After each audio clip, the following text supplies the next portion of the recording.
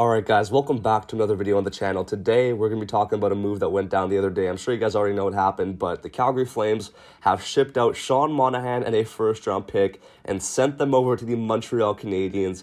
And in exchange, the Calgary Flames basically just got the cap space that they needed to make room for their newest acquisition, Nazem Kadri. This is a really interesting move for both sides because if you look at Calgary here, it really proves that they're not willing to back down just yet and move into that rebuild that I'm sure a lot of people thought they were going to be heading into starting next year. But, you know, they got Jonathan Huberdeau and now they have Nazem Kadri, and their top six looks pretty decent. I mean, don't get me wrong. Obviously, I'm sure most people would much rather have Tkachuk and Gaudreau over top of Huberdeau and Kadri. But regardless, it does still keep them competitive, and I'm sure they're going to be a pretty decent team next year. Now, if you ask me, I'm sure a lot of Flames fans are going to sit here and tell me, yeah, this is a Flames W, Brad Tree living W, you know, he really redeemed himself this offseason after a horrible start.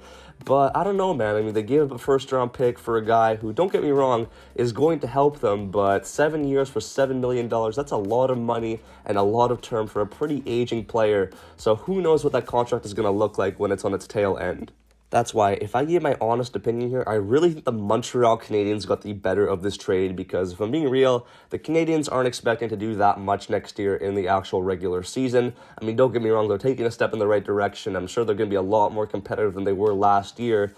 But still, I mean, they're not going to be looking to make a big run or something, so taking on a contract like Sean Monahan really isn't going to hurt them, especially with the fact that it's only for 1 year. I mean, you only have 1 year of Sean Monahan, and then after that, you basically just got yourself a free first-round pick. So this is a huge dub for the Montreal Canadiens, getting a free first-round pick, and even then, Sean Monahan was once a very good player, so who knows if just a fresh start is all this guy really needed to actually get back into his form and play to his fullest potential. I mean, he's even said he's excited for the fresh start to play competitive hockey with the Montreal Canadiens next year. I mean, who realistically knows what type of player they're going to be getting next year? Because if you look at 2019, Sean Monahan put up 82 points in 78 games played, 34 goals, 48 assists. That's really not that long ago. And even the year after that in 2020, he got 48 points in 70 games played, 22 goals, 26 assists.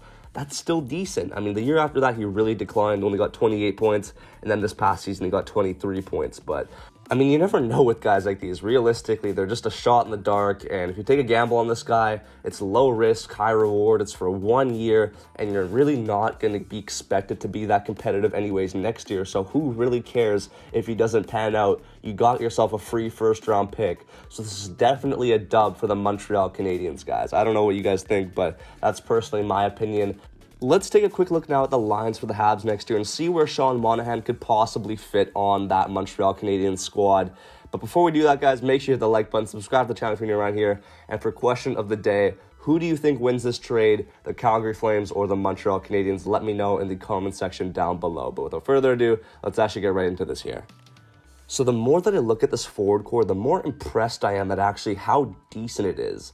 You look at the first line here, you have Cole Caulfield, Nick Suzuki, and Mike Hoffman. A really good line, no complaints about it. I don't think Sean Monahan is cracking the first line at all. The second line, you have Jonathan Drouin, Christian Dvorak, and Josh Anderson. I really like Josh Anderson, but Christian Dvorak and Jonathan Drouin are two really big question marks. Obviously, Dvorak had a really meh year this year, but maybe he'll be able to rekindle himself and find his way similarly to how he did on the Coyotes. Jonathan Drouin had a lot of potential, but just never really found his way. So who knows? Maybe Monahan can beat out Jonathan Drouin next year on the second line. I don't know. The third line I actually really like. Dadonov, Kirby Dach, and Gallagher. I wouldn't change a thing about it. I think these three should stay together. I think this looks like a really decent high-energy line that could cause some damage. And finally now, moving on to the fourth line, you have Paul Byron, Jake Evans, and Joel Armia.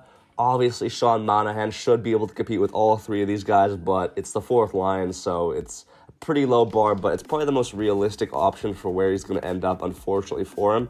But if he was to be optimistic, I'm sure he should probably aim to try and beat out Jonathan Drouin for that top six role. If he can get anywhere near to what he once was as a Calgary Flame, I'm sure he could do that no problem.